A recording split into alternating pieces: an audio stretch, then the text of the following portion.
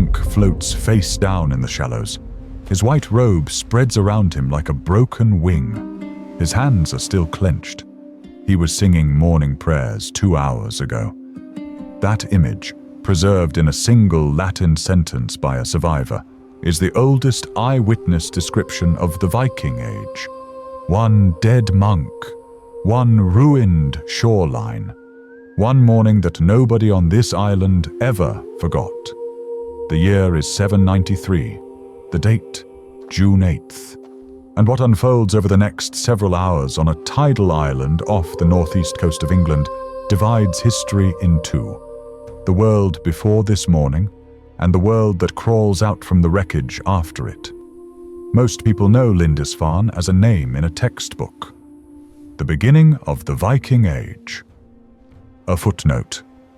But that phrase, the beginning of the Viking Age, carries almost no weight the way it's usually taught. No sound, no texture, no blood, no truth. Here is what actually happened. You are going to stand on that beach, hour by hour, exactly as it unfolded. What you are about to witness is not the sanitized version. This is the true story, reconstructed from Anglo-Saxon chronicles, from a letter written by the most educated man in 8th century Europe, from archaeology, and from the island itself. And it begins the way the worst days always do, in perfect silence before anyone knows what's coming. The sun rises over the North Sea on June 8th, 793. Lindisfarne is a tidal island, 1.6 miles long, barely a mile wide. Twice every day the sea swallows the mud-flat causeway connecting it to the Northumbrian mainland. For those hours the island floats alone, surrounded by grey water in every direction. The monks who live here call it the Holy Island. They have earned the name. In 635 AD, an Irish monk named Aidan arrived from the monastery of Iona and built the first community on this bare, wind-scraped rock. What he built became something extraordinary. Lindisfarne grew into the spiritual heart of northern England, a pilgrimage site revered across Europe, a center of learning that produced some of the most intricate manuscript art in human history. Around 715 AD, a monk named Edfrith completed the Lindisfarne Gospels. 259 pages of calligraphy so dense and precise that modern scholars estimate it took 10 years to produce. 10 years. One book, hand-painted. Every line drawn by a single pair of human hands in a room lit by oil lamps, on this island, in this exact location. This is what Lindisfarne represents in the world of 793. On the morning of June 8th, approximately 80 monks live here. They wake before dawn. Their first prayer begins at roughly 3 a.m. By the time the sun clears the horizon, they have already knelt twice and risen twice. The rhythm of their days is ancient and unbroken. The monastery sits on the eastern shore, directly facing the sea. The church is stone. The surrounding buildings are timber and thatch.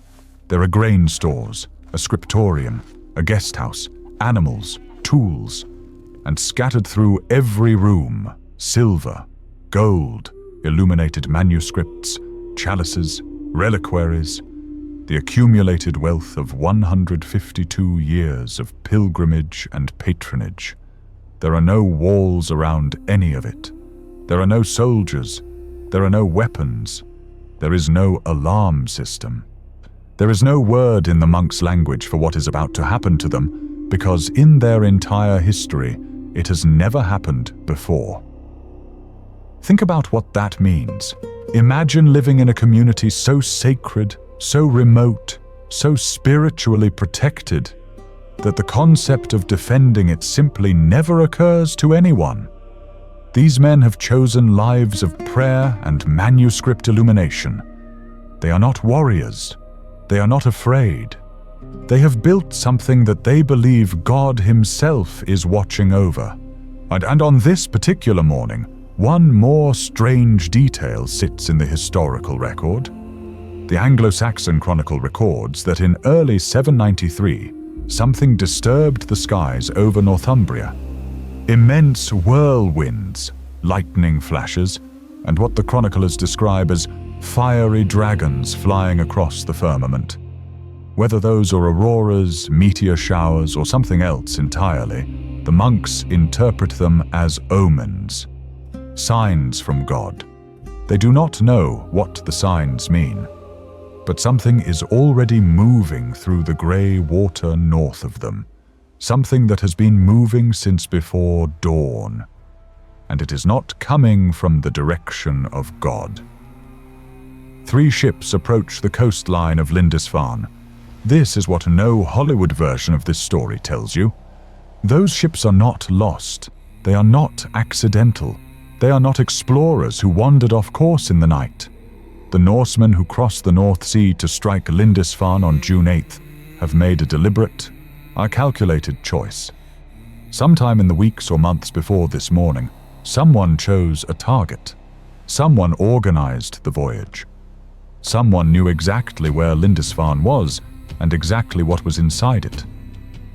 Think about what that requires. The North Sea crossing from western Norway to the Northumbrian coast is approximately 400 miles.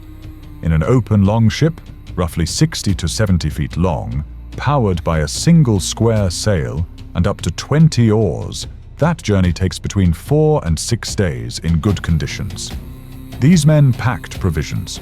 They chose their weather window. They navigated by stars and by wave patterns and by the color of the water itself. They planned this, and they chose Lindisfarne because Lindisfarne was famous. This is the detail that most accounts miss entirely. By the late 8th century, the reputation of the Holy Island had spread across Europe through the network of Christian monasteries, manuscripts copied and circulated, pilgrims arriving from the continent, to trade routes connecting Northumbria to ports across the North Sea. That same network that made the Lindisfarne Gospels renowned also made the island's location known, its wealth known, its defenselessness known. The attackers know exactly what they are sailing toward. Now consider the physics of the moment. A Viking longship draws roughly 3 feet of water. It can land directly on a beach without a dock. It can run up onto the sand at speed and stop. A crew of roughly 30 men can beach their ship and stand on English soil in under 2 minutes. 3 ships, approximately 100 warriors. By the time any monk on the eastern shore can see the sails, the ships are already close. Too close to run. Too close to warn the mainland. Too close to do anything at all. The monks have no framework for this. Their scriptures contain no instruction for it. Their history contains no precedent. They watch the shapes grow larger on the water, and they do not yet understand what they are seeing. And then the hulls touch the sand. 100 men pour onto the beach, armed, moving fast, directly towards the church. Could the monks have imagined this moment? Could any person in 8th century England have prepared for it? Consider this. Just 1 year before Lindisfarne, a Kentish charter from 792 references defensive measures against what it calls pagan seamen in the Kingdom of Mercia. The threat was not entirely invisible. But nobody moved fast enough. Nobody warned the Holy Island. Now it is too late for warnings. 30 seconds. That is approximately how long it takes armed men to move from a beached ship to the monastery door. The distance from the eastern shoreline to the church at Lindisfarne is less than 100 feet. What happens in the next hour is preserved in fragments, in the Anglo-Saxon Chronicle, in the writings of Samion of Durham a century later, and in one extraordinary source written within weeks of the attack, a letter from a scholar named Alcuin of York. Alcuin is not on the island. He is at the royal court of Charlemagne in what is now France, the most prestigious intellectual position in Europe. But when news of the raid reaches him, He writes immediately to Higbold, the Bishop of Lindisfarne. His words survive to this day. The Church of St. Cuthbert, Alcuin writes, is spattered with the blood of the priests of God, stripped of all its ornaments, exposed to the plundering of pagans. Simeon of Durham, writing later, adds the physical details that Alcuin cannot bring himself to render. They miserably ravaged and pillaged everything. They trod the holy things under their polluted feet. They dug down the altars and plundered all the treasures of the church. The Anglo-Saxon Chronicle is bluntest of all. The woeful inroads of heathen men destroyed God's church in Lindisfarne Island by fierce robbery and slaughter. Now hear what actually happened to the monks themselves. Some are killed inside the church, at the altar. Some are dragged to the beach. Some are thrown alive into the sea. Some are chained and loaded onto the ships, young, able-bodied, valuable as slaves. The old monks who cannot run and cannot work are killed where they stand. The Lindisfarne Gospels, the 10-year manuscript, the most precious object on the island, are targeted. The Vikings tear the jeweled cover off the binding and throw the pages aside. They want the gold and silver. The vellum means nothing to them. And yet, here is the first revelation this story holds. The pages survive. Someone hides them. Someone buries them or carries them inland. Or the manuscript that took a decade to produce survives the 2-hour raid that destroys everything around it. It exists today. You can look at it today. The colors are still bright. The lines are still precise. The attack lasts less than 2 hours. These men do not linger. The tide is already beginning to turn. The causeway to the mainland will soon be passable. Northumbrian warriors might come. The ships need to leave. Within 2 hours, the hulls push back off the sand. The sails catch the wind. The North Sea swallows them. Behind them, bodies at the altar, monks drowning in the shallows, dozens of survivors standing in a gutted church, surrounded by scattered silver and broken stone. The most sacred site in Britain, silent, emptied, bleeding. The Holy Island, violated in 2 hours. And then the question settles over the ruins like fog. How did this happen? And more terrifying, is it coming back? News reaches the mainland by nightfall. A rider carries it south. Within weeks, it reaches the continent. And here is where the true scale of what happened on June 8th begins to reveal itself. Not in the physical destruction, but in the reaction of the people who hear about it. Alcuin, writing from Charlemagne's court, uses 2 words that change everything. Never before. Those 2 words are not just grief. They are a diagnosis. In the entire Christian history of Britain to that point, 150 years of monasteries, pilgrimage sites, cathedrals, no church had been attacked like this. Not by foreigners crossing the open sea. Not without warning. Not without any possibility of defense. The attack on Lindisfarne falls outside every category that Christian Europe has for violence. The shock is theological as much as military. The monks of Lindisfarne had dedicated their lives to prayer. They had built something sacred, and God had apparently watched it burn. Alcuin asks Bishop Higbold directly, "Is this the outcome of the sins of those who live there?" He wonders aloud whether God allowed it to happen as punishment. He asks whether the ransacking of the holiest church in Britain by pagans might signal greater suffering to come. That question, why didn't God protect his holy men, does not stay theoretical.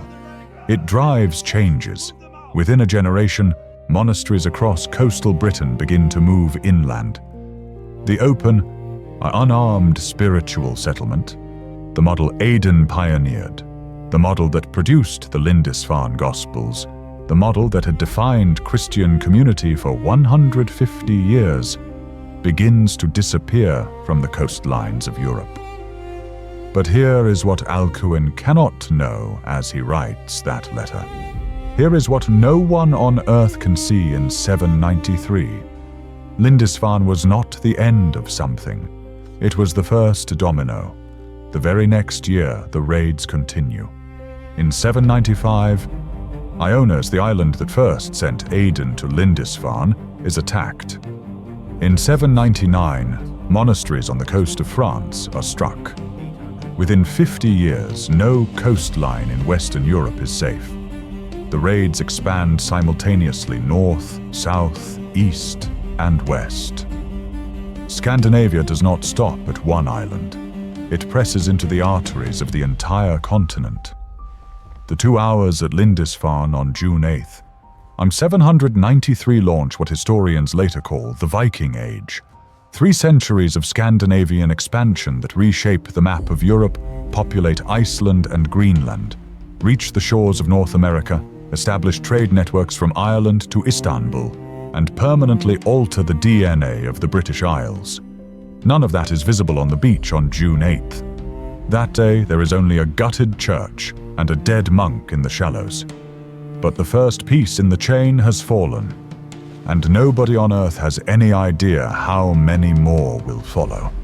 The monks of Lindisfarne do not abandon the island. This is the detail that stops most people cold. After everything that happened on June 8th, after the blood, the chains, the broken altar, the surviving community gathers its dead, holds its services, and stays. They stay for 82 more years. Think about what that requires. Not just courage, not just faith. Something more elemental. A refusal to let a morning of violence erase 152 years of meaning. They rebuild. They copy manuscripts again. They pray again.